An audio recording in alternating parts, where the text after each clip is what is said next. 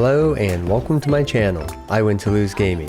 In today's DPS Showdown, we're gonna see if the newish 5-star Hydro waifu, Yelan, can compete with the Electro Archon herself, the Raiden Shogun, and another fellow waterbender, Kamisato Ayato.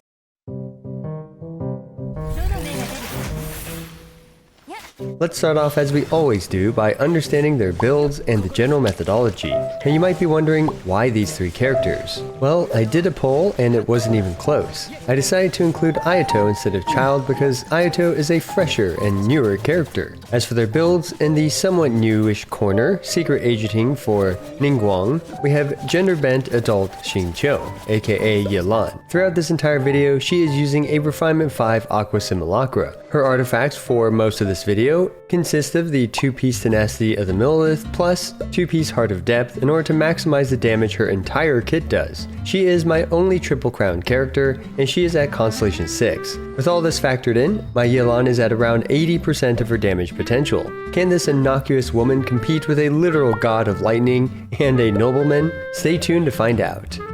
Next we have the OG OP DPS Archon, the Raiden Shogun. Raiden has, for a while now, been destroying everything in her path. She's dominated many a DPS Showdown of mine. In this video, she is using a few different builds throughout it. Overall, her Elemental Burst, which is crowned for her more balanced sets, is at around 80% damage potential. She is of course also at Constellation 6.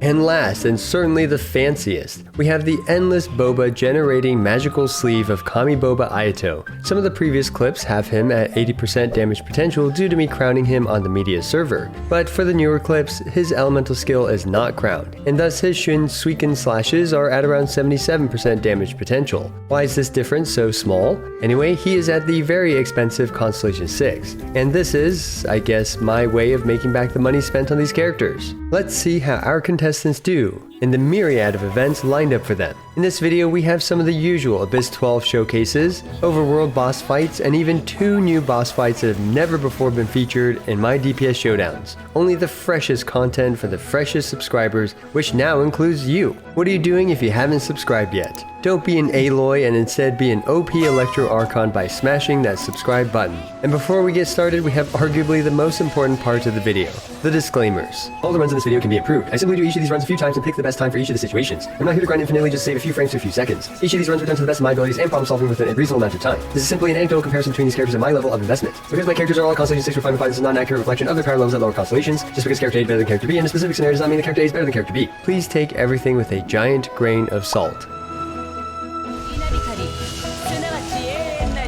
As always, we're going to open up this with everyone's favorite salad, the Regisvine. Precasting is allowed.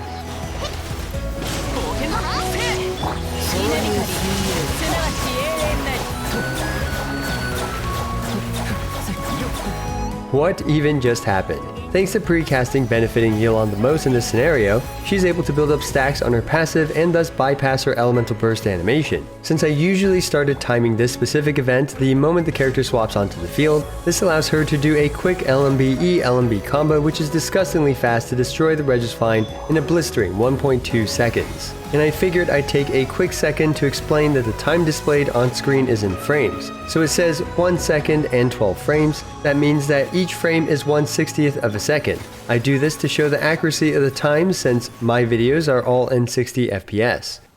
Anyway, Raiden is using a higher crit damage build, and I allowed her to not only precast her elemental skill, but to also build max resolve as well. With these significant damage buffs, she was able to one-shot our poor sentient salad.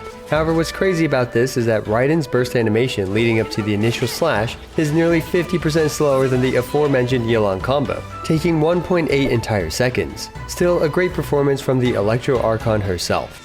As for our favorite long-sleeve boba dispenser man in Teyvat, his Constellation 6 allows him to front-load a significant amount of damage. And after his fast E animation and a couple additional slashes, our poor Regisvine friend is just a fond memory in a mere 2.3 seconds. Now as usual, this Regisvine fight is too short to really indicate how strong any particular character is. So let's forget about our overly weak Regisvine friend and move on.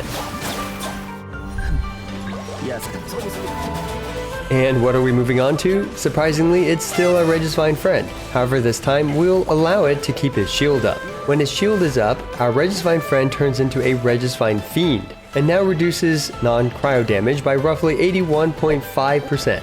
And I believe this effectively makes it the tankiest enemy in the entire overworld, requiring our contestants to do around 1 million unresisted damage to it. Let's see how it goes. とりあえず雨宿りしませんか。ご安心を。傘ならすぐ届きます。ここよりかかり、ジャスメットの捕まえた。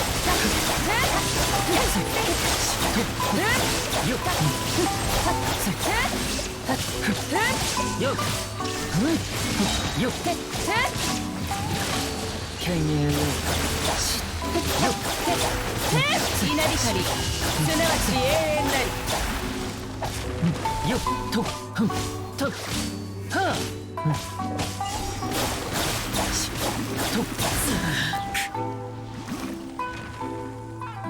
Holy guacamole, Yelan absolutely crushed this fight. Honestly, something seems off with this outrageous performance. Did she really do nearly 1 million damage solo in such a short amount of time? Or is my understanding of this situation a bit off? Let me know down below if there's something I'm missing. So did our OP and unfaltering Electro Archon finally falter? I've done many DPS showdowns with Raiden in the past, and 700 to 800,000 solo damage output tends to be how much I'm able to output with her in a single rotation while she's alone. Of course, that is with her starting with maximum resolve. Sadly, since Raiden wasn't able to one-cycle our newly extremely durable Regisvine friend, this means that she needs to wait through her long 18-second cooldown to use her burst again, to finally finish off our reinvigorated plant friend in 20.7 seconds. Up next is Kamisato Ayato, and unfortunately for this specific long-sustained reactionless fight, it took our favorite Bobaholic an eternity, truly living up to the concept of eternity in Inazuma better than the Raiden Shogun herself. It took Ayato 3 entire elemental skills to take out our shielded plant friend. Dodging intermittently also didn't help his damage output, but honestly didn't make a huge difference for his DPS. Ayato's hefty downtime was a major problem for him. Regardless, Ayato was still able to finish off the shielded Regisvine in 30.5 seconds.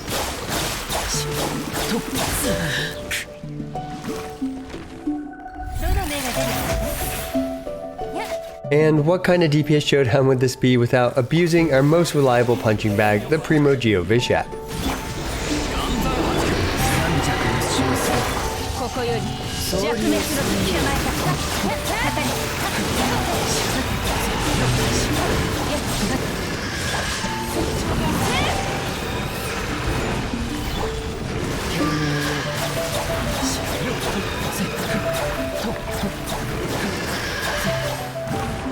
Well, another result-crushing performance with our newest 5-star waifu Yelan. This fight didn't even need any additional shenanigans like pre-casting well before the fight. Again, thanks to the bonus damage of her passive, our poor lizard friend was annihilated in a meager 3.2 seconds. Another outstanding performance.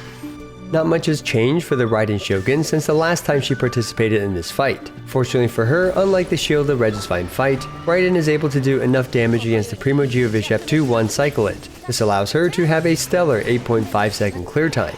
There are only a few characters that can beat Raiden's time in this, and, well, I guess Yelan is now one of them. Nonetheless, a great performance as usual for the Shogun of the Raiden variety.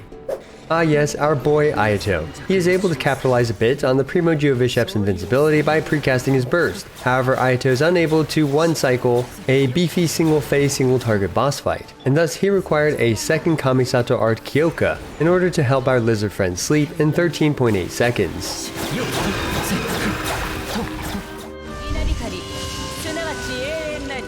Let's mix things up a bit with a fight that has multiple phases, the Kaguu Menki.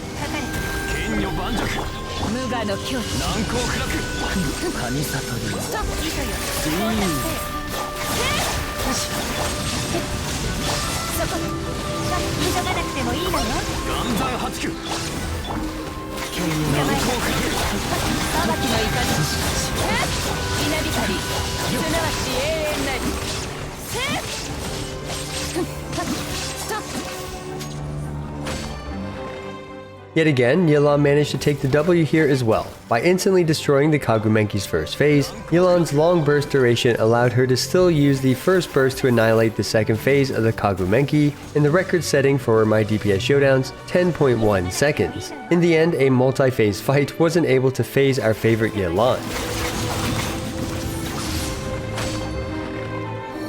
This is unfortunately a fight designed to have the perfect amount of boss invincibility duration to prove to be quite problematic for the Raiden Shogun. By casting her burst early, however, she's able to use the tail end of her first burst to take out the first form. On top of that, the second burst does significantly less damage due to it having no resolve. However, once her second burst was ready again, the Raiden Shogun showed the Kaguu Menki why she is the strongest puppet in Inazuma.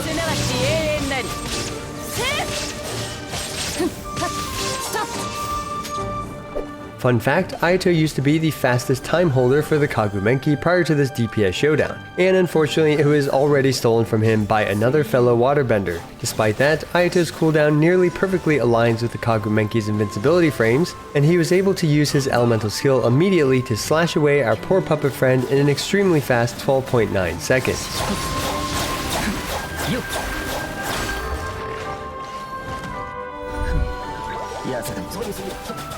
We have one more overworld showcase, and this one is a brand new one, the Ruined Serpent.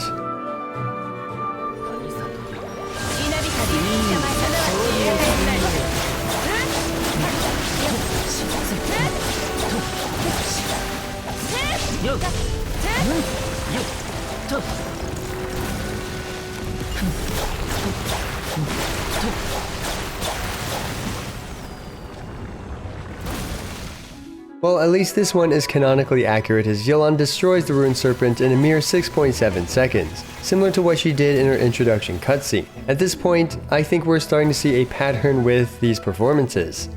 Raiden was able to conveniently one-cycle the Ruined Serpent here and had a very reasonable 12.1 second clear time. Not too shabby for this specific boss fight.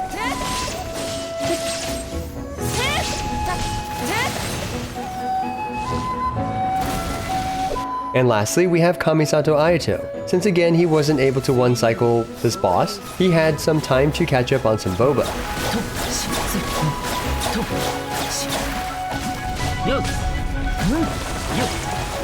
Fortunately, the Ruined Serpent dives into the ground next to Ayato, perfectly in sync with his cooldown, and he was able to snipe our robotic snake friend in 13.6 seconds.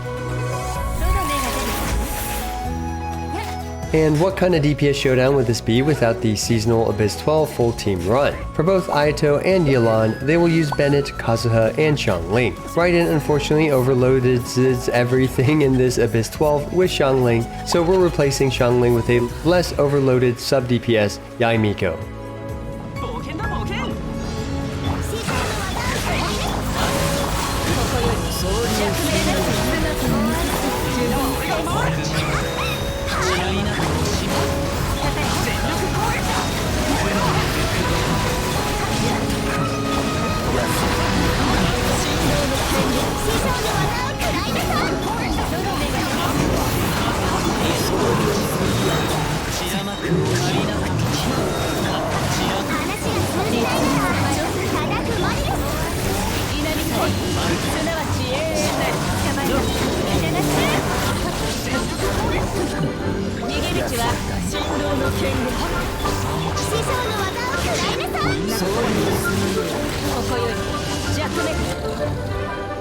Oftentimes, when a new 5-star character is released, they excel at whatever the current Abyss 12 is, and Yelan certainly didn't disappoint. Yelan also managed to wipe out all 3 waves in 12-1-1 on the account of mostly just her own damage, which is amazing considering she doesn't even gain any damage bonuses from Bennett. 12-2-1 is the most annoying chamber in this Abyss 12's top half to speedrun, and it's heavily reliant on mid-turtle charging RNG. Anyway, a couple seconds could have been saved with this specific strategy, but alas, if you listen to the disclaimers from earlier, I'm not here to grind infinitely just for that. Finally, Constellation 6 Kazuha can save a lot of time between both 12-1-1 and especially 12-2-1, but alas, I do not have him at Constellation 6.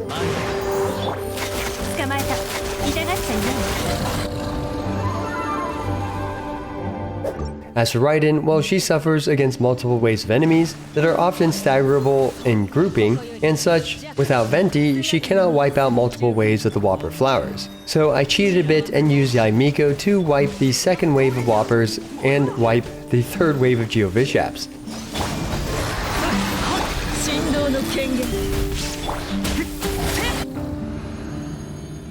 12-2-1 is also troublesome for Raiden since she really struggles to hit both the slime and the lava churl with the first slash. However, by some accidental miracle, I was able to accomplish that here. すなわち永遠なり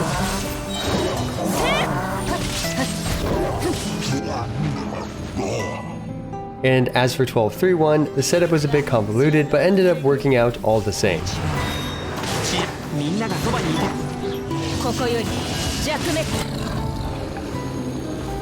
Ayato's run was in many ways very satisfying. Similar to Raiden, he's unable to quickly wipe out multiple waves of Whopper flowers with this team due to the way the Whoppers spawn. As such, I relied on Xiangling and Kazuha to take out the second wave, while waiting for Ayato's elemental school to come off cooldown for the third wave. Then he finished this with a very satisfying Kamisato Art Kyoka. The strategies for 12-2-1 vary significantly, but I settled with this one for Ayato. It was very satisfying to instantly wipe the first wave like that. And well, it's Xiangling's time to shine as she chunks down the lava turtle while waiting for Ayato's cooldown.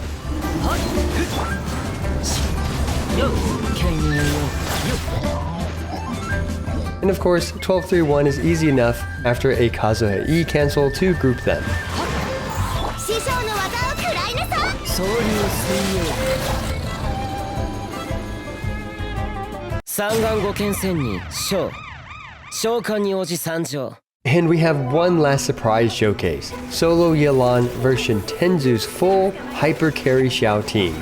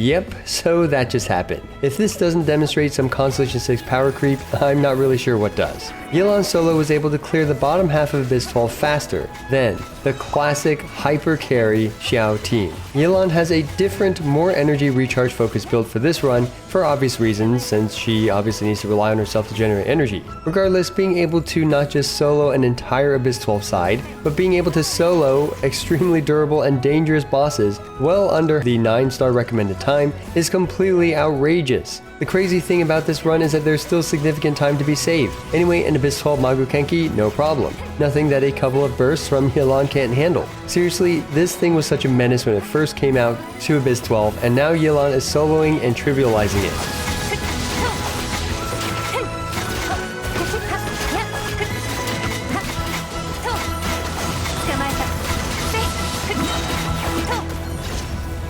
As for the perpetual mechanical array, well, it's the main reason why I don't want to improve Yelan's solo time. This thing's RNG is absurd. Theoretically, with better cards and a more damage focused build, Yelan might be able to single cycle this thing. However, I decided not to be that ambitious in my adventure here, and despite multiple execution errors, solo Yelan dominated the entire bottom half of Abyss 12 in just 98.3 seconds.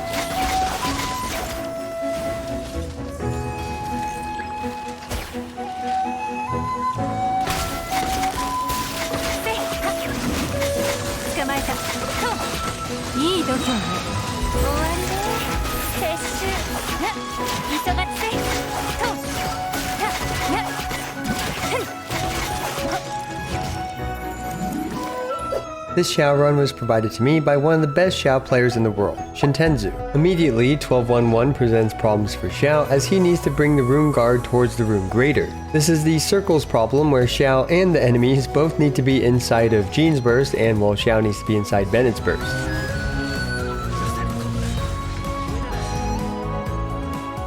As for the Kaguu Menki, well, it's an unfortunate single target boss fight, and honestly, one of the main reasons why Yelan was able to accomplish this feat is because the bottom half of Abyss 12 is almost all single targets. In terms of execution, Shintenzu used every trick in the book against the Kaguu Menki, ranging from using Xiao's height to force the Kaguu Menki's AI to stand still, to chasing it down with Xiao Z when it finally decided to blink back. Shintenzu knew exactly when the Kaguu Menki would do each of these things. In terms of how good the run was, well, frankly, it was amazing. Now, in terms of how strong Xiao is though, nowadays as a character, that's another question. So even after near flawless execution from Shintenzu, as well as an entire team super buffing Xiao's damage, Xiao was still not able to complete any of these individual chambers faster than a solo Yelan. There are many compounding factors, but one of them is the insane raw damage output from Yelan and the fact that she is almost entirely self-sustaining in terms of energy. Xiao needs to energy funnel, dedicate tons of time to supports, and even after all that, still does less single target DPS than Yelan does. Do check out Shintenzu's YouTube channel down below for some of the best Xiao speedruns in all of Genshin Impact.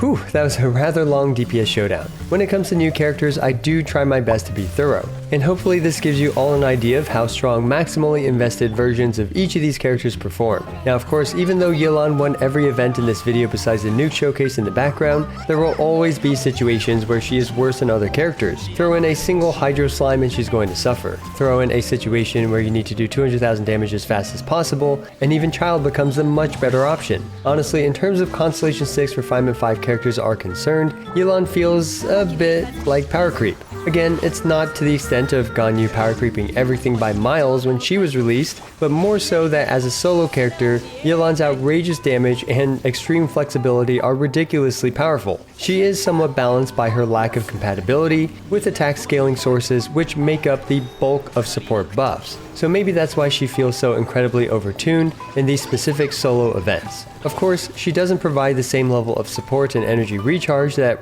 the Raiden Shogun does, and she isn't able to output equally large immediate nukes as either Ayato or Raiden can. And she's burst dependent for most of her damage, unlike Ayato, who needs nothing but his elemental skill. The two most egregious parts of this video though, in my opinion, are the shielded Regisvine and the solo Abyss 12 run versus Team Xiao. Yelan seriously outputted close to 1 million raw damage against the shielded Regisvine in such a ridiculously short amount of time. No buffs, no nothing. And despite having downtime on her Constellation 6 enhanced BTBs, her exquisite throws essentially have 100% uptime, and they still make up a significant portion of her sustained DPS. Now the solo run version Tenzu's hypercarry Xiao was of course a favorable scenario for Yelan and a not so favorable scenario for Xiao, but still we're talking about a character who is often viewed to be top tier, being super buffed versus a solitary Li US secret agent, Yelan. I see now why Ningguang employs her, and she is fully deserving of her hopefully very fat paychecks. As always, I appreciate every single one of you.